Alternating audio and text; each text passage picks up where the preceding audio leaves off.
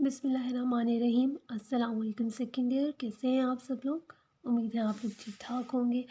आज का topic start करने से पहले हमेशा की तरह एक रिमाइंडर तमाम स्टूडेंट्स के लिए कि वो ये जो चैनल जिसका नाम और डिस्क्रिप्शन आपके स्क्रीन पर आ रही है, इसे लाजमी तौर पर आप जो है वो सब्सक्राइब करें, क्योंकि अब आपकी अटेंडेंस इसी पर ही होगी और आप लोगों का जो लेक्चर्स हैं वो डायरेक्ट पहले इसी पर अपलोड होते हैं, तो आप लोग इसे लाज़मी तौर पर जो है वो सब्सक्राइब करें।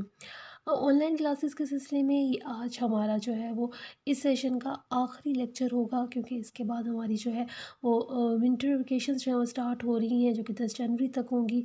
उसके बाद उम्मीद है इंशाल्लाह हम लोग को जो है वो लाइव सेशन में कॉलेज में ही जो है वो अपना लेक्चर्स को कंटिन्यू करेंगे। तो जो है आपने इस जो टाइम पीरियड है आपने इसको जो है वो ज़ाया नहीं करना और इसको जो है वो अवेल करना है, अच्छे से अपनी चीज़ों को याद करना है जितना आप लोगों ने पढ़ा है। और जो है वो इंशाल्लाह जैसे ही हमारा लाइव सेशन शुरू होगा हम लोग जो है वो टेस्ट जो है ऑर्गेनाइज़ करेंगे और टेस्ट लूँगी मैं आप लोगों से। Okay, back to our topic. हम लोग इस वक्त 10th चैप्टर स्टार्ट कर चुके हैं, that is about United state of America, USA के बारे में है। लेक्चर इसका एक हो चुका है, आज हम इसका दूसरा लेक्चर जो है वो देखेंगे। और लास्ट लेक्चर में, अपने प्रीवियस लेक्चर में हमने यूएसए की पॉपुलेशन के बारे में स्टडी किया था, उसकी डिस्ट्रीब्यूशन के बारे में देखा था। आज जो है वो हम देखेंगे इसकी जो है वो एग्रीकल्चर के बारे में, हम ज़राअत के बारे में जो है वो इसको स्टडी करेंगे कि यूएसए में जो है वो ज़राअत की क्या इम्पोर्टेंस है और कहाँ-कहाँ जो है वो एग्रीकल्चर एक्टिविटीज़ हो रही हैं। सो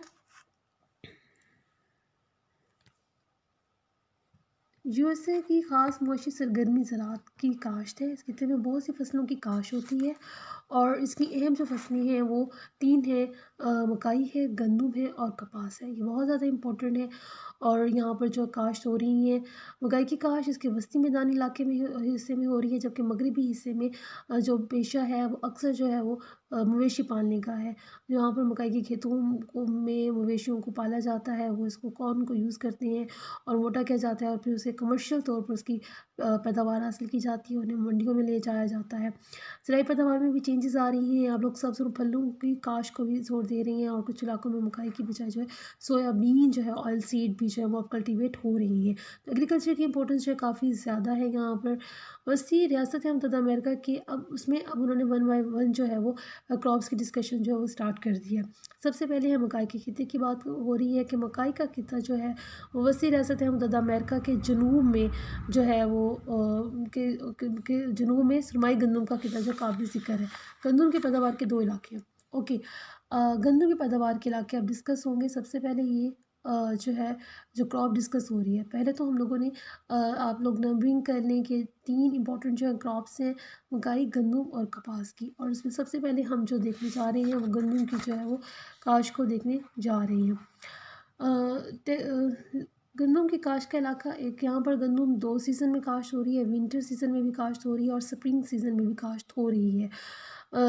सरमाई गंदम का खित्ता और बहारी गंदम का खित्ता। बहारी गंदम का काश्त का ज़्यादातर इलाका शुमाली और जनूबी डकोटा के इलाके हैं। इसके अलावा टेक्सास के ब्लैक प्रेरी। अब प्रेरी का जो लफ्ज़ है वो यूज़ होता है वो इलाके जहाँ घास मौजूद है, वहाँ प्रेरी यानी घास के मैदान, वहाँ की मिट्टी ज़रख़ीज़ है, फसलें काश्त होती हैं, वहाँ पर अहम फसल जो है वो कपास है। ये कपास की काश्त का जो मिसाली खित्ता है। रियासत मुत्तहदा अमेरिका के मैदान के मशरक़ी हिस्से में बारिश ज़्यादा होती है और मगरिब की तरफ बारिश की मकदार जो है वो कम होती जाती है, लेकिन जितनी बारिश भी होती है वो हर जगह खेती बाड़ी के लिए काफ़ी हो जाती है। उनके शुमाली हिस्से में सख्त सर्दी होती है और टेम्परेचर जो है वो माइनस तक पहुँच जाता है और इसलिए उन इलाकों में काश्तकारी मौसम गर्मा में ही मुमकिन है। मिसिसिपी के ज़ेरी मैदान में सारा साल फसलें काश्त होती हैं। अगर हम देखें कि शुमाली हिस्से से जनूबी हिस्से की तरफ आएँ तो आपको बड़ा चेंज जो है वो नज़र आएगा, गंदम कार की जो है वो और डिफरेंट क्रॉप्स की काश्त के हवाले से। पहले गंदम की काश्त का था, इस पैराग्राफ में वो ओवरऑल यहाँ की सीज़नल और कल्टीवेशन के बारे में जो वो बता रही हैं। इसलिए अगर हम लोग डिवाइड करना चाहें तो हम रियासत मुत्तहदा अमेरिका के ज़राई मैदान को मंदरजा झील जो है वो तकरीबन 5 बड़े हिस्सों में तकसीम कर सकते हैं। थोड़ा सा हम लोग मैप की तरफ स्टडी कर लेते हैं, थोड़ा सा हमें। Okay, here is the map. यहाँ पर इसकी पैदावार के हिसाब से के जो एग्रीकल्चर की जो डिफरेंट एक्टिविटीज़ हैं वो डिफरेंट एरियाज़ में किस तरह से हो रही हैं, उन्हें डिफरेंट एरियाज़ में जो है वो डिवाइड किया हुआ है। अब अगर देखें कि मशरक़ी हिस्से में तो कल्टीवेशन हो रही है, मगरबी हिस्से में ज़्यादातर जो फ़ोकस है वो किसके ऊपर है, वो चरागाहों पर है। और जो है अगर फसलें भी काश्त हो रही हैं तो वहाँ पर आबपाशी के ज़रिए फसलें ज़्यादा काश्त हो रही हैं, क्योंकि हमने अभी पढ़ा है कि मशरिक़ से जैसे हम मगरिब की तरफ जा रहे हैं तो बारिश का जो सिलसिला है वो थोड़ा-सा क्या हो रहा है, कम हो रहा है। तो इसकी वजह से यहाँ पर वेजिटेशन काफ़ी ज़्यादा है, तो लोगों का ज़्यादा बड़ा पेशा जो है वो खुद ब खुद गला-बानी हो जाता है, जानवर वगैरह पालना हो जाता है।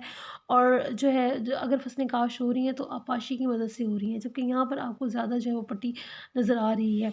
ये शेरकारी का जो लफ्ज़ है इसका मतलब ये है कि यहाँ पर डेयरी फार्मिंग जो है वो काफ़ी ज़्यादा होती है। मकाई का इलाका है, बहारी गंदम का इलाका है, ऊपर की तरफ जो है नज़र आ रहा होगा डकोटा का जो इलाका है, कपास का पट्टी का इलाका। तो ये डिफरेंट इसके रीजन्स हैं जहाँ पर जो है ये डिफरेंट क्रॉप्स जो है वो कल्टीवेट हो रही हैं। पर शुमाल के इलाके में देखें तो इतनी ज़्यादा वेजिटेशन आपको नज़र नहीं आ रही है, क्योंकि यहाँ पर जो है ज़रा सख्त हालात हैं। जबकि जनूब की तरफ देखें तो कल्टीवेशन की जो है वो टाइप चेंज होती जा रही है। यही उन्होंने अपने जो है वो पैराग्राफ्स में जो है वो डिस्कस किया है कि आपको मशरिक़ से मगरिब की तरफ और शुमाल से जनूब की तरफ कल्टीवेशन में काफ़ी जो है वो डिफरेंस नज़र आएगा। यहाँ इन्होंने 5 बड़े जो है वो रीजन्स की बात की है, किस एतबार से बात की है, वो की है काश्तकारी के एतबार से।